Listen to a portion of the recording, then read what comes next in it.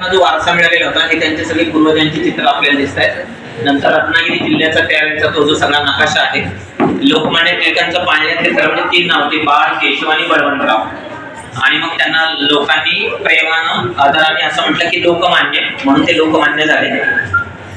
हे जे सगळे फोटो तुम्ही पाहताय हा तिथल्या जुन्या घराचा फोटो आहे. आजही अत्यंत देखणा तो प्रतिम घर त्यांचा आहे. टिळकांची मूर्ती पाहिली जर तुम्ही तर ते भरभक्कम शरीर त्यांचं, त्या मिशा आणि त्यांचे डोळे आणि पुणेरी विद्वत्तेचं प्रतीक म्हणजे त्यांची जी पगडी आहे ती या फोटोमध्ये सुद्धा पहा. अप्रतिम चित्र त्यांचं काढलेलं आहे. त्यांच्या डोळ्यांमध्ये जे तेज आहे आणि त्या मिशांवरून त्या संपूर्ण चेहऱ्याचा जो करारीपणा दिसतो तो क्वचितच आपल्याला कुठेही असा आढळत असेल. त्यांचेच वारसदार जयंतराव टिळक जे पुढे केसरीचे संपादक झालेले होते, माझ्या सुदैवाने जयंतरावांना भेटण्याची मला ही संधी मिळालेली होती. ते अप्रतिम लिहायचे, ते केसरीचे संपादक होते. इथे टिळकांना विविध ठिकाणी जी मानपत्र देण्यात आली होती ती दिलेली आहेत. टिळक इंग्लंडला गेलेले होते. इंग्लंडला जे अत्यंत महत्वाचे लोक गेले, राजाराम मोहन राय गेले, ते दादाभाई नौरोजी गेले, ते लोकमान्य टिळक गेलेले होते. तर टिळक एकदा इंग्लंडमध्ये रस्ता ओलांडत असताना दादासाहेब खापर्डे त्यांच्याबरोबर होते.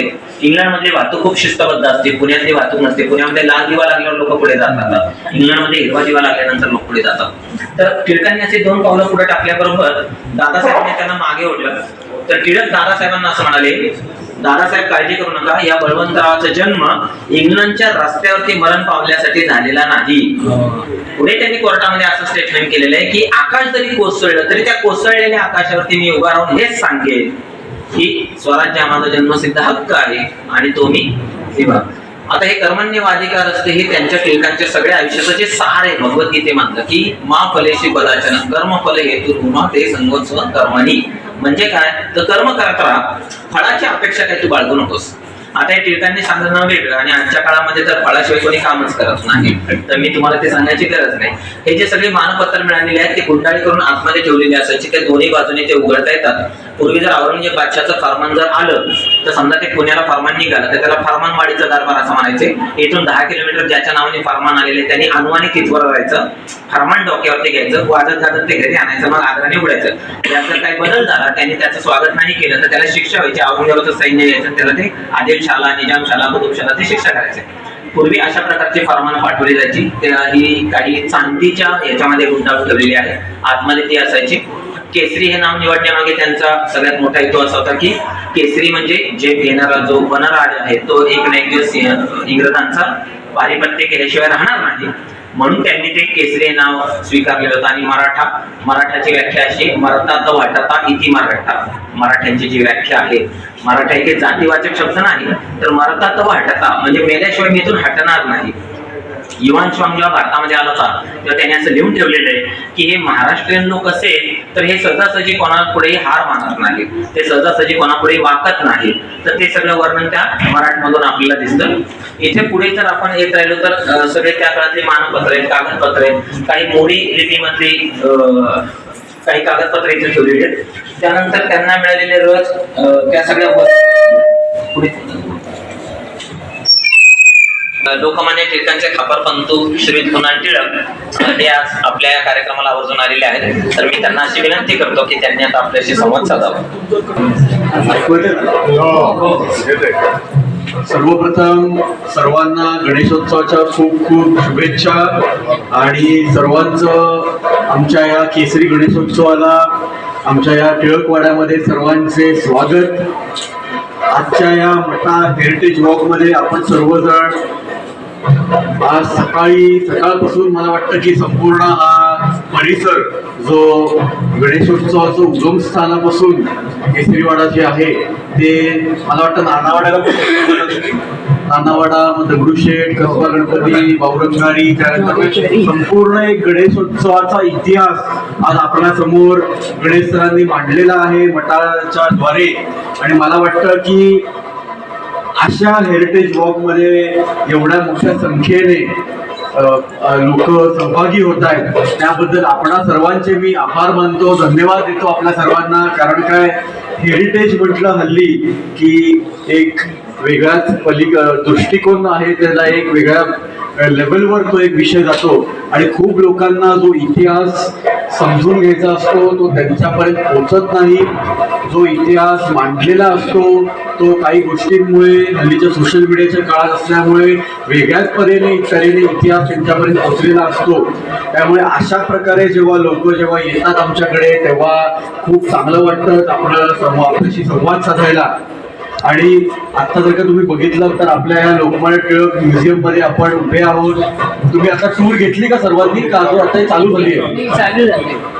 चालू झाली बरोबर.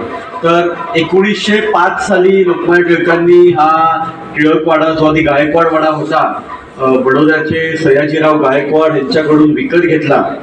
1905च्या आधी ते विंचुरकर वाडा कुमठेकर रोडवर परांजपे प्रथम जी बिल्डिंग आहे तिथे राहत असत आणि तिथे त्यांनी सर्वप्रथम गणपती बसवला आणि तिथून सार्वजनिक गणेशोत्सवाची स्थापना केली.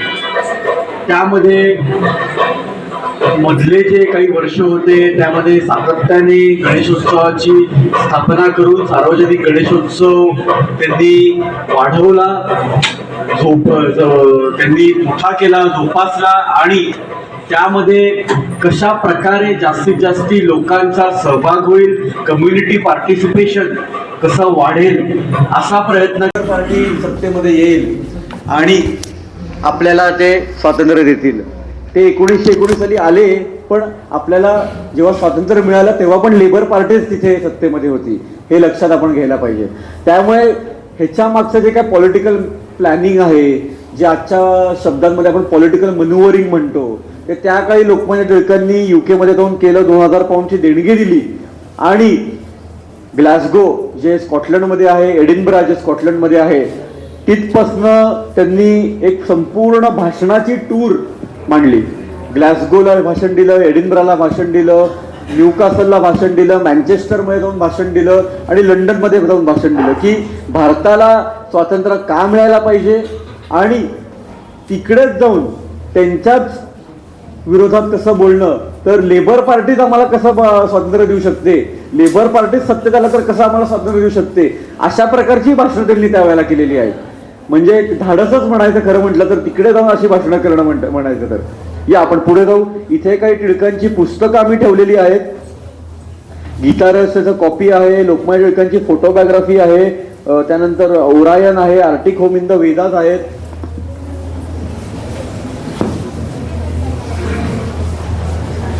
आपण इकडे समोरच्या साईडला येऊ. इथे मोठा पोर्ट्रेट दिसतोय, त्याच्या खाली आपण थांबू 1-2 मिनिटं.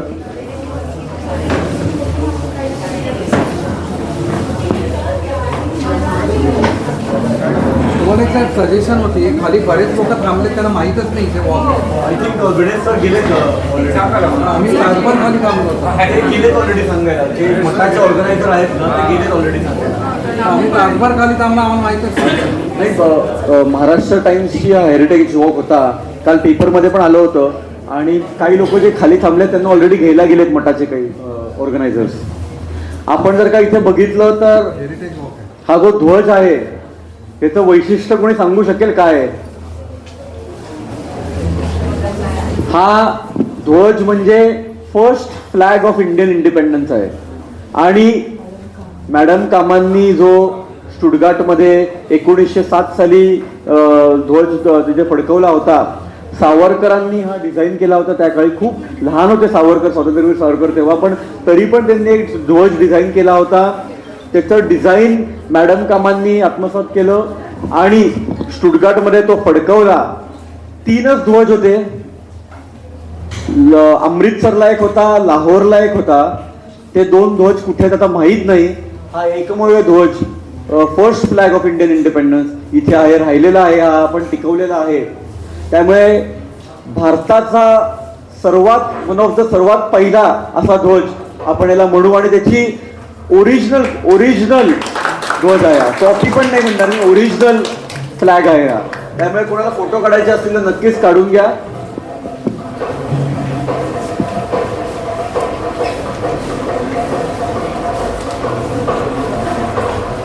वर जर का आपण बघितलं तर 8 1 2 3 4 5 6 7 8 कमळ आहे. म्हणजे तेव्हाचे 8 जे प्रॉव्हिन्सेस होते, तेव्हाचे 8 जे राज्य होते त्याला रिप्रेझेंट केलेलं आहे. आणि खाली सूर्य आणि चंद्र म्हणजे कम्युनिटीज जे आपल्या आहेत, त्या समाज जे आपल्यामध्ये आहेत ते जे सूर्य आणि चंद्राला रिप्रेझेंट करतात, असे 2 कम्युनिटीज. मध्ये वंदे मातरम लिहिलं आहे.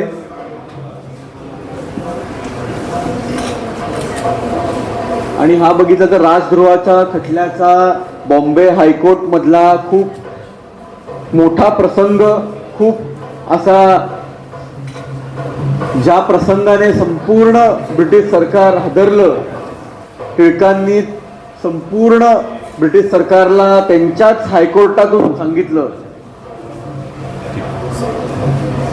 की बाबा इथे जर का आपण वाचलं, all I wish to say is that in spite of the verdict of the jury, I maintain that I am innocent. There are higher powers that rule the destiny of things, and it may be the will of providence that the cause which I represent is to prosper more by my suffering than by my remaining free. म्हणजे मी जर का जरी जेलमध्ये गेलो तरी असं मला वाटतंय की भारताच्या स्वातंत्र्य संग्रामासाठी ते एक मोठं कार्य असेल. त्यांनी भारताच्या स्वातंत्र्य संग्रामासाठी मोठं कार्य घडेल, क्रांतिकारकांना प्रेरणा मिळेल. आणि मला वाटतं की स्वातंत्र्यवीर सावरकरांनी जणू काही हेच उद्गार तेव्हा वाचले असतील, हेच वक्तव्य त्यांनी वाचलं असेल, हेच स्टेटमेंट वाचलं असेल आणि त्यातनंच प्रेरणा घेतली आणि मोठ्या प्रमाणात त्यांनी पुढे जाऊन काम केलं. पुढे जर का आपण गेलो तर स्वातंत्र्यवीर त्या साईडला स्वातंत्र्यवीर सावरकरांना रेकमेंडेशन जे टिळकांनी लिहिलं होतं की इंडिया हाऊसमध्ये स्वातंत्र्यवीर सावरकर नामक एक युवक येतोय आणि श्यामजी कृष्ण वर्मांना त्यांनी हे लिहिलं रेकमेंडेशन की अशा अशा स्वातंत्र्यवीर सावरकर, विनायक दामोदर सावरकर नावाच्या एका युवकाला तुम्ही इंडिया हाऊसमध्ये सामील करून घ्या, त्याला ऍडमिशन द्या, त्याला राहायला खोली द्या, त्याला स्कॉलरशिप मी इकडून पाठवत आहे. अशा प्रकारचे एक रेकमेंडेशन लेटर पण आपण इथे ठेवलेलं आहे. इथे जर का आपण बघितलं तर टिळक आणि काँग्रेस ह्याचा संपूर्ण इतिहास आपण इथे दिलेला आहे. काँग्रेस बरोबर त्यांचं खूप वेगळं एक नातं होतं त्यावेळेचं काँग्रेस, आत्ताचं काँग्रेस नाही ऑब्व्हियसली. वेगळं नातं होतं. काँग्रेसमधनं ते बाहेरही पडले, काँग्रेसमध्ये परतही आले आणि काँग्रेसच्या ज्या काही मोठ्या चळवळी झाल्या त्यामागे कारणीभूत लोकमान्य टिळक त्या काळी होते. त्यांनी आपल्या सर्वांना माहितीच असेल की एक चतुर्सूत्री दिली संपूर्ण भारत देशाला, जी आजही आपण आपल्या काही गव्हर्नमेंट पॉलिसीजमध्ये बघतो. ती म्हणजे स्वदेशी, which is right now make in India असं म्हणू शकतो आपण नक्कीच. बॉयकॉट म्हणजेच आपण जे काही कोविडच्या काळात चायनीज आयटम्स बॅन केले त्या काळी त्यांनी ब्रिटिश आयटम्स बॅन केलेले होते, ते बॉयकॉट करायचं ठरवलं. आणि त्यात त्यांनी स्वातंत्र्यवीर सावरकरांना सांगितलं की तुम्ही ब्रिटिश कपड्यांची जे इंग्रजी कपडे आहेत त्यांची होळी करा. जी आज स्वातंत्र्यवीर सावरकर अध्यासन केंद्र स्वातंत्र्य स्मारक आहे कर्वे रोडवर, तिथे ती होळी करण्यात आली होती. तिथे पण एक छोटंसं म्युझियम आहे, तिथे जरूर बघावे, जाऊन बघावे सर्वांनी. बॉयकॉट झालं. नॅशनल एज्युकेशन, आज आपण जे national education, new national education policy आणलेली आहे त्यामधून जे काय नवीन प्रकारचं आपण शिक्षण आपल्या युवकांना देऊ इच्छितो त्यातले खूप पैलू लोकमान्य टिळकांनी जो अग्रलेख लिहिला होता केसरीमध्ये त्यातनं घेतलेले आहेत.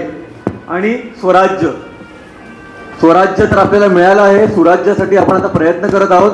तर ही चतुर्सूत्री लोकमान्य टिळकांनी दिली आणि आजही मला वाटतं की 100% कुठे ना कुठेतरी ती रेलेव्हंट आहे.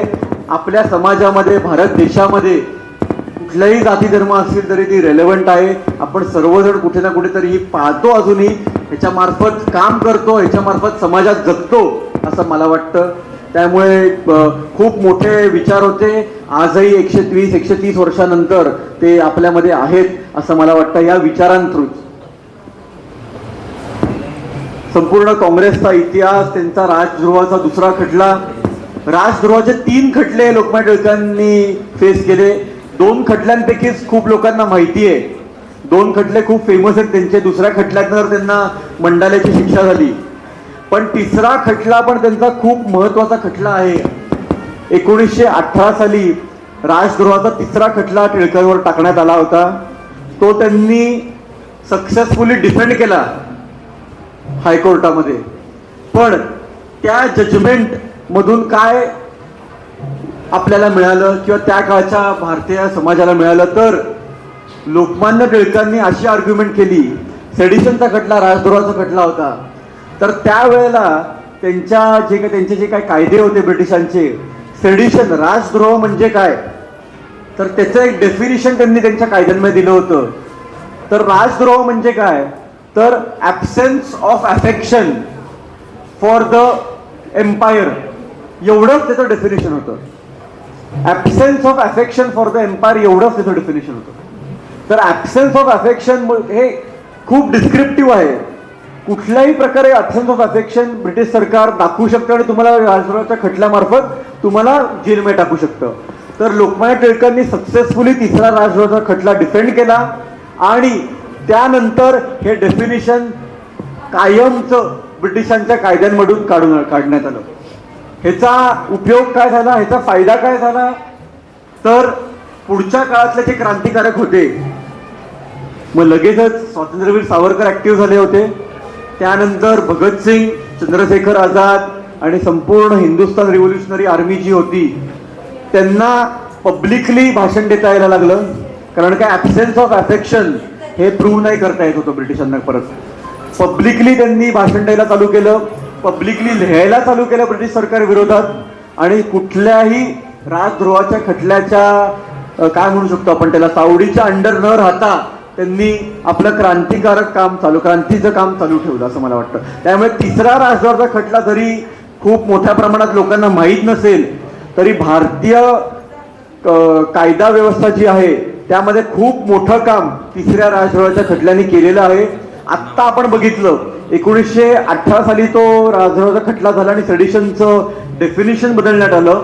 आत्ता मागच्या वर्षी जेव्हा भारतीय न्याय संहिता आली भारतामध्ये, नवीन जेव्हा आपले कायदे आले, तेव्हा सेडिशनचा पूर्णपणे कायदा काढण्यात आलेला आहे, बंद करून टाकण्यात आलेला आहे. त्यामुळे मला वाटतं की किती वर्ष आले, 106 वर्ष झाली, 105 वर्ष झाली आपल्याला पूर्णपणे सेडिशनचा हा ब्रिटिशकालीन कायदा काढण्यामध्ये मला वाटतं.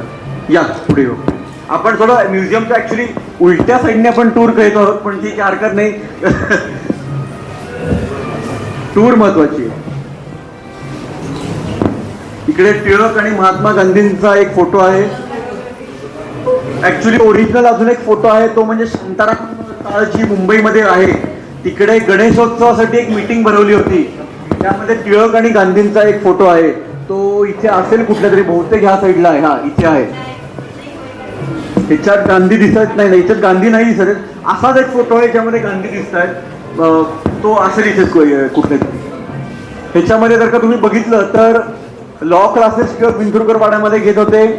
त्याचबरोबर स्वतःसाठी काहीतरी करायचं, पैसे मिळवायचे, तर मग लॉ क्लासेस घेत होते. हे सगळं करण्याच्या आधी आपण फर्स्ट केस ऑफ सेडिशन आहे. आणि मी म्हटल्याप्रमाणे की इथे असेल सावरकरांना रेकमेंडेशन दिलेलं एक पत्र आहे इथे. त्याचबरोबर चाफेकर बंधूंनी जी स्टेटमेंट कोर्टाला दिली होती ती इथे आहे. त्याची सर्टिफाईड कॉपी जे कोर्टाकडून काढून घेतलेले आहेत, त्याची चाफेकर बंधूंची स्टेटमेंट इथे आहे. ऑफकोर्स शिवजयंती आणि सार्वजनिक गणेशोत्सव चे जनक लोकमान्य टिळक.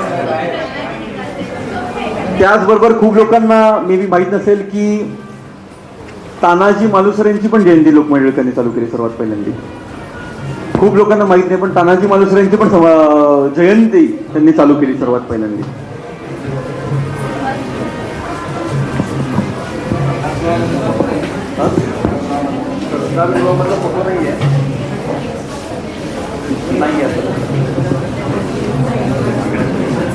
सो सरांनी आता विचारलं की सरदार गृहातला फोटो आहे की नाही, पण तिकडे आम्ही जो एक रिस्टोर्ड टिळक जसे राहत होते त्या काळी, तसं रिस्टोर्ड एक वाडा करून आम्ही रिस्टोर केलेला आहे. तिथे एक पुतळा ठेवलेला आहे. गणेश सर तुम्हाला नेणार आहेत तिकडे टूरला, 1919 साली टिळकांना समोर बसवून तो केलेला पुतळा आहे. तो तुम्ही इकडनं म्युझियम मधनं खाली उतरल्यावर तो लवकरच बघाल. डोंगरीचं तुरुंगवास इकडे जर का काही लोक आले अजूनही त्या साईडनी जरी आले तरी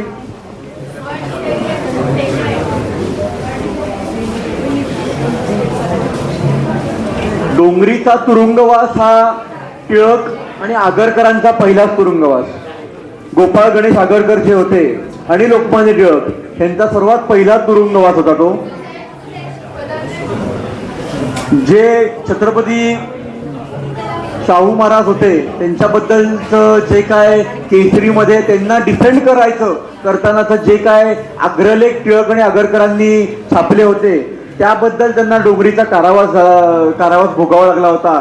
101 दिवस ते डोंगरीच्या कारागृहात होते आणि तिकडे सर्वात पहिले आपल्याला असं दिसून येतं की डेक्कन कॉलेजला पण आपल्याला पहिले दिसलेच आहे, पण सर्वात प्रथम टिळक आणि आगरकर यांच्यामध्ये जे काय म्हणू शकतो आपण, वाद म्हणू शकतो. वाद ऍक्च्युली त्याला म्हणणं चुकीचं आहे, पण मतभेद म्हणू शकतो आपण त्याला. ते पहिले वर आले, उफाळून वर आले असं मला वाटतं. त्यांनी डोंगरीच्या कारागृहातला 101 दिवस असा त्यांनी एक छोटंसं 100-150 पानी पुस्तकही दोघांनी मिळून लिहिलेलं आहे की आम्ही तिकडे नक्की काय 101 दिवस भोगलं. त्यामध्ये त्यांनी असं लिहून ठेवलेलं आहे की आमच्यासाठी जणू काय ही सुट्टीच होती 101 दिवसाची. तिकडे आम्हाला जेलच्या सेलमध्ये बसून आम्हाला विविध विषयांवर, मध्ये शेक्सपियर असेल, मग भारतीय राजकारण असेल, आंतरराष्ट्रीय राजकारण असेल आणि ॲस्ट्रॉलॉजी असेल, ॲस्ट्रॉनॉमी असेल, गणित असेल, यावर आम्हाला चर्चा करता आली. आमचे मतभेदही झाले, पण खूप काही शिकायला मिळालं या सुट्टीमधून, असं त्यांनी लिहून ठेवलेलं आहे. इंडियन नॅशनल काँग्रेस 1885 साली ॲलन ऑक्टेवियन ह्यूम यांनी स्थापित केली. तिचा पहिला फोटो हा पहिल्या काँग्रेसचा फोटो आहे हा. साधारणतः त्या काळात अँग्लो इंडियन्स ज्यांना म्हणायचे, म्हणजे साधारणतः ब्रिटिश लोकांना, ब्रिटिश कल्चर आत्मसात केलेले असे जे लोक होते, त्या लोकांनी सर्वात प्रथम काँग्रेसमध्ये पुढाकार घेतला. काँग्रेस स्थापनेमध्ये त्या काळचे पारसी लोक खूप होते, गुजराती मारवाडी लोक खूप होती, सिंधी लोक खूप होती आणि मुंबई आणि पुण्यामधले जे खूप नामवंत असे ब्राह्मण लोक होते ते काँग्रेसमध्ये काही ठराविक थोडेसे होते. त्यामुळे अशी काही लोक आहेत जे त्यावेळी सुशिक्षित होते, ज्यांनी चांगल्या प्रकारे शिक्षण घेऊन, बाहेरनं शिक्षण घेऊन इथे समाज प्रबोधनाचं काम केलं किंवा समाजासाठी काहीतरी करण्याची त्यांची इच्छा होती. असे हे काँग्रेसचे पहिले काही शिलेदार. इथे जर का आपण आलो तर केसरी आणि मराठाची पहिली कॉपी इथे आपण ठेवलेली आहे.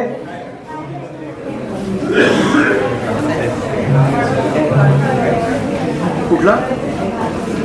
गांधीवाडा हा विंचुरकरांच्या बुधवार पेठेमध्ये होता त्या काळी. हा, येस. आणि फडकेवाड्यामध्ये पण काही दिवस होतं. परत तिकडे जो आता म्हणू शकतो आपण रविवार पेठ आणि रास्ता पेठला लागून जो एरिया आहे तिकडे त्यामध्ये येस येस आहे ना. हा आहे फडकेवाडा. साधारणतः रेल्वेचं तिकिटिंगचं ऑफिस जे रविवार पेठेत आहे तिथे तो वाडा आहे. म्हणजे आपण पासोड्या विठोबावरनं सरळ गेलो आणि डावीकडे वळलं फडके हौदाला की तो वाडा लागतो. येस. सरदार गृहामध्ये 1919 साली लोकमान्य टिळकांना समोर बसवून एक पूर्ण पुतळा बनवला होता. लेले म्हणून एक आर्टिस्ट होते, त्यांनी तो आपण तिकडे लोकमान्य टिळकांच्या रिक्रिएट केलेला आम्ही त्यांचा निवास आहे तिथे केलेला आहे. तो तुम्ही बघा थोडं येऊन दोन असत. मग इथे पण असायचे, तिकडे पण असायचे. नक्कीच नक्कीच. येस. नाही नाही, इथे केसरीचं ऑफिस असायचं. आपण खूप आधीपासून एकेकाळी ज्या वाड्यामधून जी गर्जना निघायची, रोज केसरी जेव्हा गावामध्ये जायचा, एकच केसरी एका गावामध्ये जायचा, तर तो 100 घरांमध्ये लोक सामूहिक वाचन करायचे. चावडीवरती माणसं उभी राहायची आणि केसरीचं साप्ताहिक वाचन व्हायचं मोठ्यानं. अख्ख्या भारतात सगळ्यात जास्त खपणारं नेटिव्ह वृत्तपत्र म्हणजे एकेकाळी केसरी होता. हे केसरीचं वैशिष्ट्य आहे. तर आपण ज्या जागेमध्ये आत्ता जमलेलो आहोत त्या जागेतून एकेकाळी राष्ट्र विमानाचा हुंकार जन्माला आला. एकेकाळी इथे सगळी प्रतिकूल परिस्थिती असताना सुद्धा लोकमान्य टिळक इंग्रज सरकारला घाबरले नाहीत. जेव्हा नुसता इंग्रज सरकारचा एक पोलीस दिसल्यानंतर लोक पळून सुटायचे, तिथं टिळकांनी लोकांना थांबायला शिकवलं. नुसतंच थांबायला शिकवलं नाही तर आरेला कार्य करायला विचारायला त्यांना भाग पडलं.